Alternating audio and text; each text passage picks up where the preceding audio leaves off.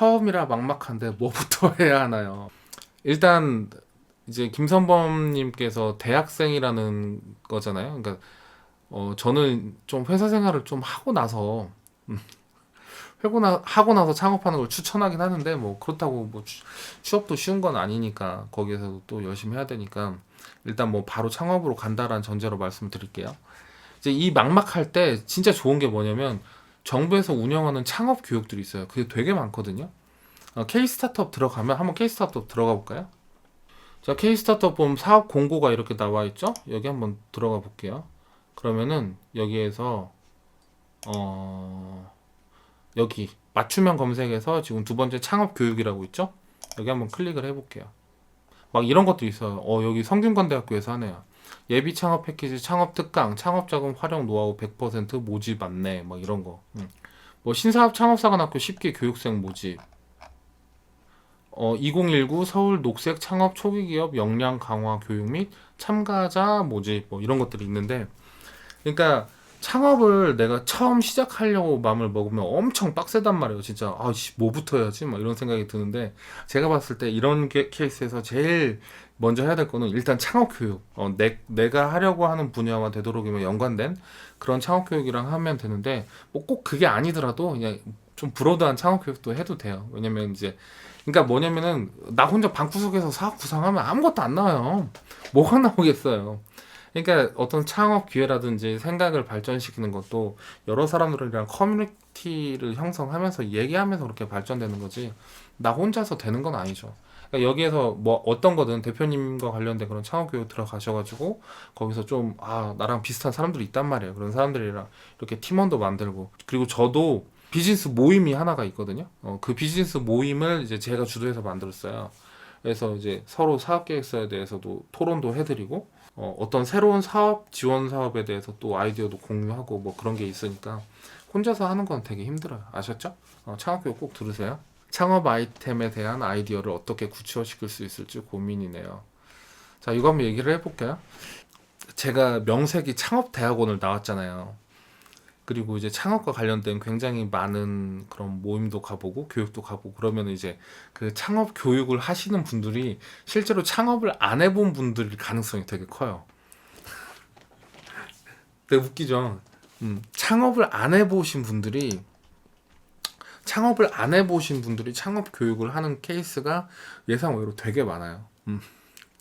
되게 많은데 이제 제가 그 말을 왜 드리냐면 그런 데서 이제 창업대학원이라든지 그런 데서 창업 강의를 하시는 분들 얘기를 들어보면 내가 뭘 할 수 있는지에 너무 집착하지 말고 그냥 시장에서 지금 필요로 하는 것 시장의 목소리를 들으려고 노력을 해라 이런 식으로 말씀을 되게 많이 하시거든요.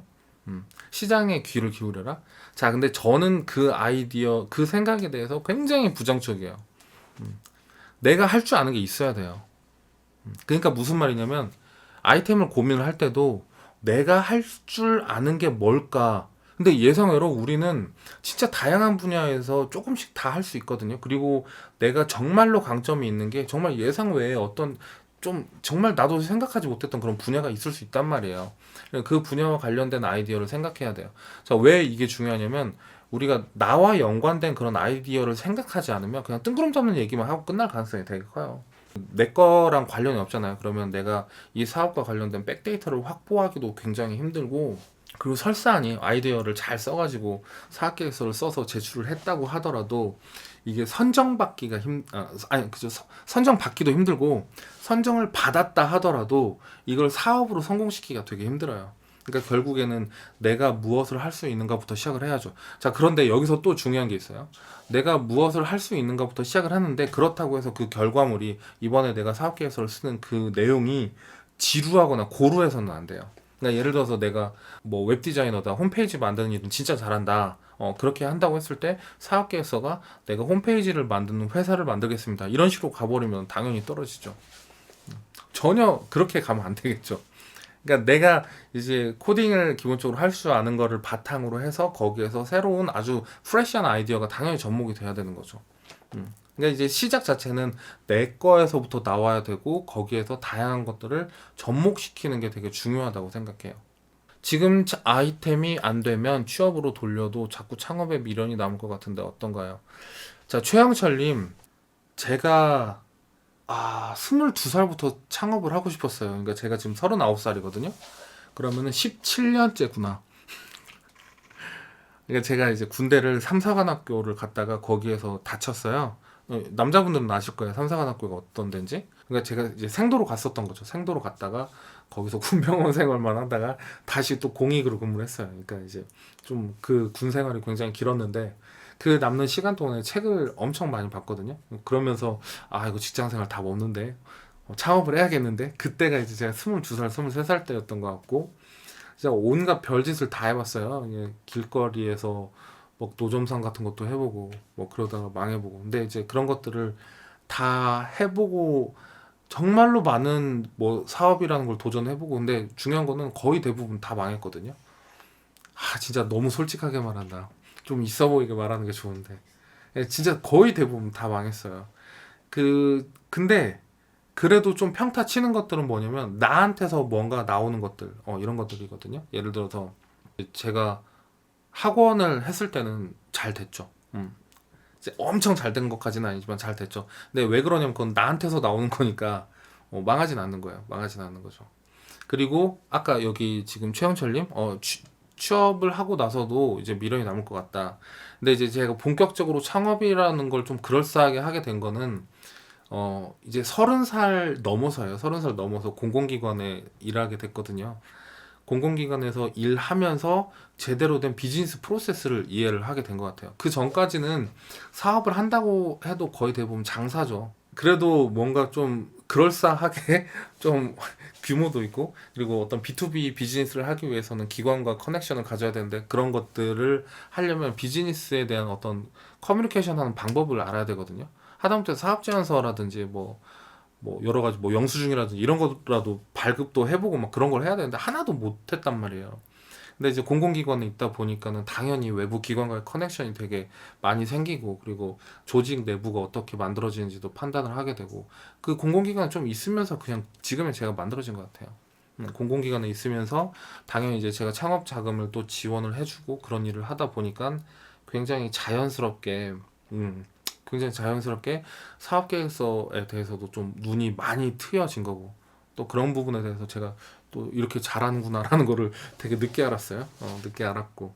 그러니까 결론적으로 제가 왜 이렇게 말을 길게 하냐면 취업이 창업으로 가는 데 있어서 되게 중요한 발판이 될 수 있다라는 거예요. 그래서 저는 개인적으로 한 번에 창업에 도전하기보다는 진짜 1년이라도 1년이 길면 6개월이라도 진짜 6개월이라도 어떤 회사에서 일을 해보시기를 좀 바래요. 좀 그 좀 그럴싸한 회사 그래도 B2B 영업도 해야 되고 여러 가지 사업 제안서도 작업을 해야 되는 그런 좀 어느 정도 틀이 갖춰진 회사 이거는 규모를 말하는 게 아니에요. 규모가 작더라도 그런 좀 비즈니스다운 비즈니스를 하는 회사가 있을 수도 있단 말이야. 거기에서 비즈니스 커뮤니케이션을 아는 상태로 내가 창업을 했으면 좋겠어요, 여러분들이. 이게 그런 것 같아요. 내가 미국 가는데 영어 못하고 하는 거랑 비슷하다니까요. 아시겠죠? 자, 다른 것도 한번 볼까요? 이런 식으로 창업을 하면 돈을 따로 벌면서 하는 건가요? 장사는 가게를 열자 말자 수익이 벌어지겠죠. 근데 창업을 하고 있는 도중에는 돈이 많이 깨지죠. 정부 지원 사업이 있다 보니까는 뭐 5천만 원, 1억 이 정도 받고 지원을 하지만 그게 공짜가 아니에요. 거기다 대고 내가 자부담도 이렇게 만들어서 내야 되고 막 그래요. 그러니까 어느 정도 돈이 있어야 돼요.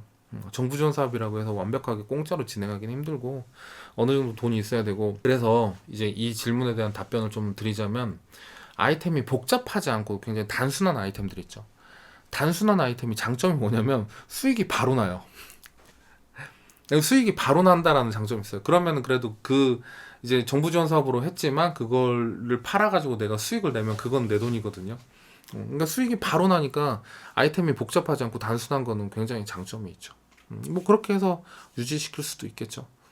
근데 이제 일부 어떤 분들은 정부 지원 사업 받은 거 이렇게 빼돌려 가지고 개인적으로 쓰기도 하는데 그렇게 하지 마세요, 여러분. 그렇게 하면은 10년 동안 그 짓만 하고 있어. 아시죠?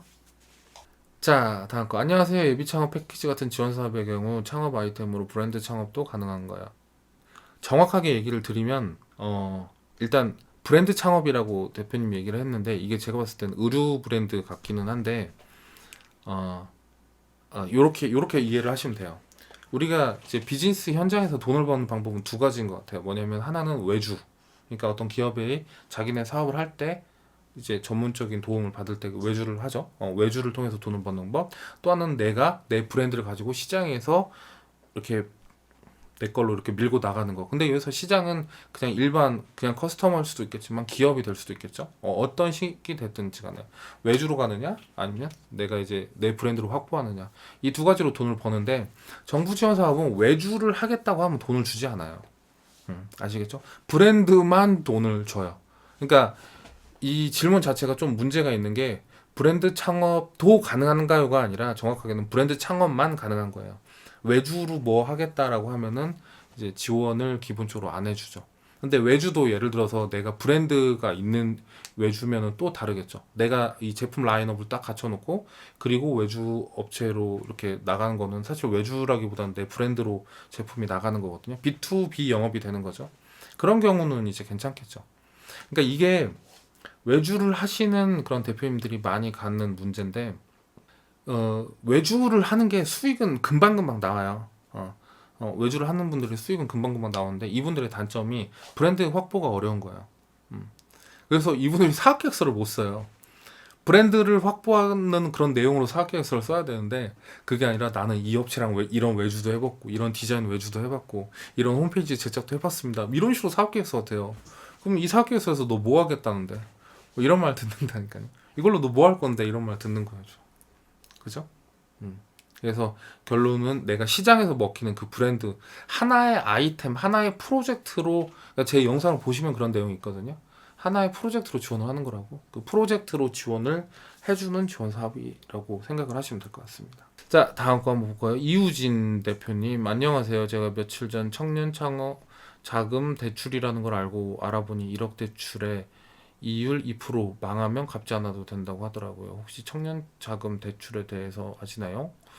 컨설팅 상담 갔다가 혼자 준비해도 가능할 것 같은데 여기에 대한 정보가 하나도 없더라고요. 자, 대출이랑 정부 지원 사업은 완벽하게 다른 거예요. 대출은 상환 의무가 왜 없어요? 대출인데. 대출은 빌려주는 거잖아요. 연이 이율 2%짜리로 빌려주는 거잖아요. 당연히 상환 의무가 있죠. 당연히 상환 의무가 있고 망하면 갚지 않아도 된다고 하더라고요. 자, 이걸 뭐 어떤 기준으로 말을 했는지 모르겠는데 물론 망하고 나서 이제 뭐 신용불량자가 된다거나 회생 신청을 하면 안 갚아도 되겠죠. 근데 이제 그런 걸 말하시는 것 같지는 않으니까 그거 말고도 공적 자금 받아가지고 망하면 안 갚아도 돼요. 근데 그런 건 아니죠. 그 대출은요 받는 거 별로 어렵지 않아요. 요건만 맞추면 돼요. 요건만 맞추면 대출은 받을 수가 있고 정부 지원 이율 2% 정도 그런 거 많이 있죠. 주로 창업 교육 받으면은 창업 교육을 받은 대상자들에 한해서 몇 % 이율로 대출을 해준다 뭐 이런 것들 되게 많이 있거든요. 이제 그런 것들은 이제 요건만 맞춰서 받으시면 되는데 여기서 중요한 거는 영상에서도 말씀드렸어요. 여러분 시간이 되면 영상을 처음부터 끝까지 한번 쭉 보세요. 제 거. 그 대출을 이걸 프로젝트 대출이라고 하더라고요. 저도 이제 얼마 전에 들은 건데 프로젝트 대출이라는 방식을 이용해 가지고 이 대출에 필요한 여러 가지 요건들이 있잖아요. 여러 가지 요건들 뭐 예를 들어서 아이템 검증을 받기도 하고 뭐 아니 그러니까 아이템 검증보다는 실제로는 그 담보를 보는 것 같더라고. 대출 같은 경우에는 그런 것들을 대신 만들어주고 그리고 수수료를 자기들이 5% 정도로 가져가는 그런 회사들이 있어요. 그거 완전 사기죠. 그러니까 사기라는 게 좀 개념이 모호하기는 한데 5%를 왜 줘요? 1억에 5%면 얼마냐? 500만 원이네. 그쵸? 5%를 왜 줘요? 내가 그냥 좀 더 고민하고 내가 그냥 좀 발품 팔면 되는 건데 예상외로 사람들이 이제 머리 써서 뭔가를 하는 거에 대해서 되게 힘들어해요. 많이 힘들어한단 말이에요. 그쵸? 근데 이제 내가 그만큼 머리 조금만 더 쓰면은 돈 버는 건데 여러분이 직접 하는 거를 저는 추천을 하고요. 그리고 이제 처음부터 대출 받지 말고 정부 지원 사업 받으세요. 사업할 거면 조금만 1년 정도만 고생하면 정부 지원 사업 그래도 단 몇백만 원이라도 받아요. 몇백만 원 받아가지고 거기에서부터 조금씩 확장해 나가면 되는 거란 말이에요. 예를 들어서 처음에는 한 200만 원, 300만 원 받은 걸로 그걸로 제품 만들고 모업 제작하고 3D 프린트로 모업 제작하고 그리고 거기에서 또 더 큰 거 받고 더 큰 거 받고 그러다가 이제 창업 지원 같은 거 받으면 몇 천만 원 딱 받고 그렇게 하다가 나중에 이제 운영 자금으로 대출을 받은 게 차라리 낫죠. 처음부터 대출로 가는 거는 좀 저는 뭐라 그럴까 좀 너무 위험한 도전이 아닐까 그런 생각이 듭니다. 뒤에 거 한번 볼까요?